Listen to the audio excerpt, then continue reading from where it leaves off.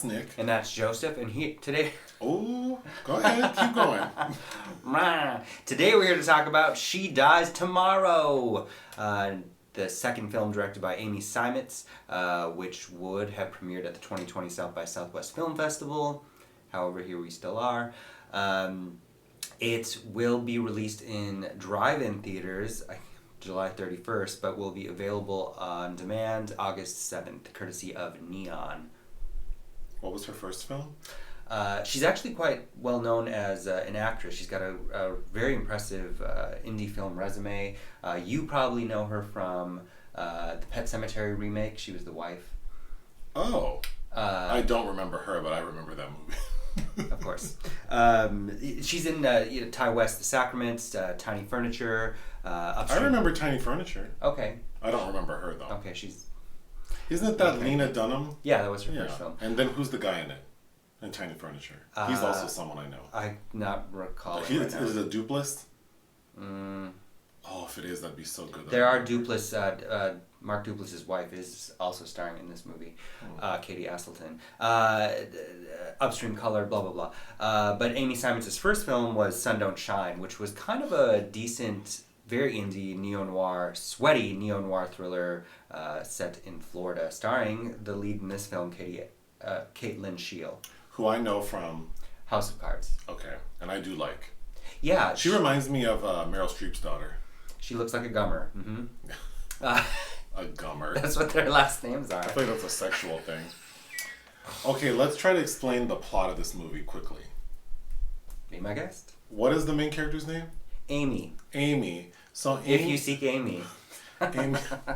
Oh, Brittany says that she's like safe and okay, because a lot of people were saying that like her mental health is in question. That's always been the case with her, but okay. Okay. Anyway, Amy.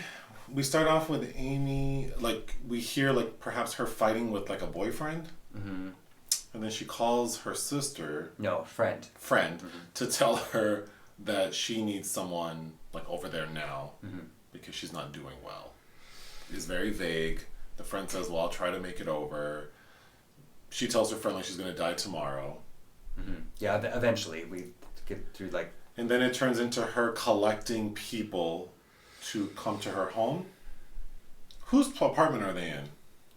I don't remember. What are you talking about? Doesn't she collect a bunch of people and they're all in the apartment talking about how Who's collecting? Amy. No. Who are those people in the apartment? That's Jane's brother. Jane Adams plays. You tell Jane. the plot. Wow. We just. I didn't like this movie, so I think I'm blocking it out that fast. Go ahead. Tell the little story. We are introduced to Amy, who is a recovering alcoholic, who has clearly fallen off the wagon. Right away, we learn that she had kind of a breakup, which turns out to be with a man played by Kentucker, Audley, who was also her co-star in Sun Don't Shine. Is he the one I think looks like a... You thought he looked like Josh Hamilton. Okay. That's him. Her friend calls Jane, played by Jane Adams of Todd Solondz's Happiness, and many other films. Yep. And there's some concern there. Amy's acting very strange, drinking a lot of Pinot Grigio, smoking cigarettes, using the leaf blower way later than you should be. And Jane Adams comes over and Amy says, "I'm going to die tomorrow. I'm going to die." Jane Adams, who was supposed to go to a birthday party for her sister-in-law, played by Katie Aselton, and her brother is Chris Messina, gives them a call and says, "I'm not coming." So she doesn't go to the birthday party. At first she's not going, but then a recurring motif of the film is from the Jane Adams character. She studies cells in various fluids. I wasn't quite sure. She takes pictures of them. She's studying... Like microbiology? Yeah. Okay. It's not made entirely clear it's referenced, and it becomes a visual motif.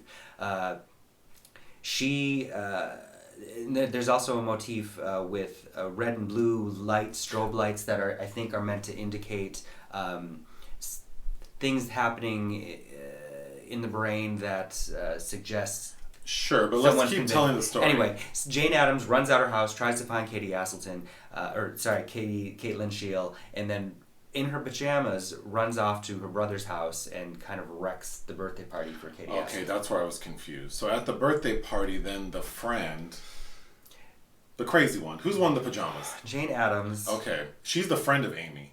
Yes. Okay, they just seem like a weird pair because she's older than. Mm-hmm. Yeah. Anyway, she pulls the same stunt with that group of people there, which also includes Tunde Adebimpe and his girlfriend, played by Jennifer Kim, and she pulls the same thing. I'm gonna die tomorrow. Blah blah blah blah blah. Leaves the house. It creates a ruckus because she's like ruined the birthday party. But then, as everyone disperses, they start talking about what she said. Who devolves first? The black man? He goes to the hospital and unplugs his father from the... But while they're in the car from the party, he kind of says like, well, you know, we're all going to die. Don't you think about it? Mm-hmm. But it's related to his dad being on like life support. Mm-hmm. He gets there, pulls the plug on his dad. His girlfriend tells him, I was waiting for your dad to die because I was going to break up with you and give you like 3 months to grieve or whatever. The friend, Katie... Jane, the crazy one. Jesus, Jane. The crazy one in the pajamas. She ends up going to the doctor. Yes, and her doctor's played by Josh Lucas. Okay, so she's talking crazy to the doctor, and then the doctor becomes sort of infected with this idea. So he leaves her there. How does she end up bleeding everywhere? It looks like it's self-inflicted. It's not really shown. And then she ends up wandering into this house where Michelle Rodriguez and this other woman are, of all people, and they're just all... We're all gonna die too. We're all dying. So the crazy one in the pajamas is bleeding, walks into this house, bleeds on Michelle Rodriguez's character, goes into the pool, fills it with blood. Mm-hmm. Then Michelle Rodriguez's character tells a story about some indigenous people and how the tribal women, when they all were and ended up becoming like cyclical, and they're in sync with their menstrual cycles. Mm-hmm. And would like bleed in the river together, which was kind of an interesting story. Mm-hmm. Yeah, seemed very misplaced, but it was an interesting story. Maybe it was Michelle's acting that made it misplaced. Anyway, usual complaint. How does it end? Katie, Lyn Sheil, is alone on the rock, talking to herself, telling her she's going to be okay and then not going to be okay, as in she's ready to accept the death that she believes is coming to her. She also meets the Josh Hamilton looking man. She goes to find his body. Yeah, he's dead. But before that, they kind of connect, right? Because don't they go to his apartment? That's a flashback where they're on a date. Okay. Yeah. And they take mushrooms, and I think that's also a motif for what we get with the screen is taken over by the shots of the cells. Oh, I'm so confused. Okay, so it just ends with her accepting her fate, which may or may not. We don't see her die tomorrow. Mm-hmm. So, okay. What did I like about the film? So the trailer is very misleading because I thought it was going to be more cerebral and more subtle with like this. I fully expected from the trailer. I think that's why I got confused because I so badly wanted it to be like the trailer. The trailer is very well cut, yeah. Yes, because I thought it was a group of people in like a social setting where someone starts talking about death, and then this idea of death infects everyone and how they all devolve, and like it's sort of like a character study in like everyone's personal lives and how, you know, like sort of like Tunde's character, you know, he seemed to make the most sense with his dad being sick. I thought it was going to be more like that. Mm-hmm. I like the visuals. Yeah. Mm-hmm. Shot by Jay Keitel, who also lends Sun Don't Shine. You referenced the red and blue lights. So whenever someone becomes infected with the idea, there's this sequence of them sort of like looking into the camera, looking off into space, and we see these red and blue lights. That was effective. Especially the initial, when Lyn Sheil really goes through that, it's an extended sequence, and she's in close-up with the red and blue, and how even those colors highlight different things on her face. Is fascinating, yeah. Maybe transfixing even, but yeah, very good. That's my list of likes. Mm-hmm. Okay, what didn't I like? Wow. Do you want to go first, or should I start reading my notes? Just go ahead. At the 19-minute mark, the main lady, Amy, man, she was annoying. She was really annoying. That character was very annoying, and then and combined with the crazy one in the pajamas. So the two main people are really not likable. they're very neurotic. So I didn't necessarily care what, like, I wanted them to die tomorrow. Like, I didn't really care. I don't mind neurotic, unlikable characters, and Lyn Sheil, she actually has quite the penchant for playing those kind of characters, I think, and she does a fine job. But I think it's frustrating. You think the crazy one? You think she did a good job? She does serves the purpose. Oh, I think it was over the top. Like, it took me out of what could have been like someone who really is suffering from a mental illness. Well, because I think the problem is it's not contextualized in any feasible way. So everything's kind of adrift and unmoored, and I think that there's a problem with having any kind of empathy for them because they are so far gone, for lack of a better word. Also, the way she's styled, like her hair, that awful greasy center part, the pajamas. I did think it was amusing that she's obsessed with. She wants to be useful in death, so she wants to be turned into a leather jacket, which is. Well, you're talking about Amy. Yes. Oh, I was talking about the. Jane Addams. Yes. Sorry. Playing a character named Jane. Okay. The film is only 84 minutes and it felt very long. I felt like I sat through a 2.5 hour movie. Yeah, it does have very long stretches that feels... It's just too bad that the vibe of the trailer kind of wasn't enhanced anywhere throughout the film. It reminded me in a lot of ways of certain Japanese horror films, and the idea that the fact that you can be infected by an idea, basically, because that's what it is. Yeah. And I think there are a lot of subtext to work with. It's just that... Well, I had said, usually with indie films like this, particularly horror films, I always want more. I wish there were more production. I wish there was more going on. And this is a case where I feel like they could have pared it down and kept it to one location and really just have it be like a think piece. Well, because nothing really happens. No. It's all about the cinema of dread. It's all about ideas. And So we didn't need to go all these different places, to the hospital and to the drive, and the flashbacks worked well, and the introduction of Amy, I think, worked well enough.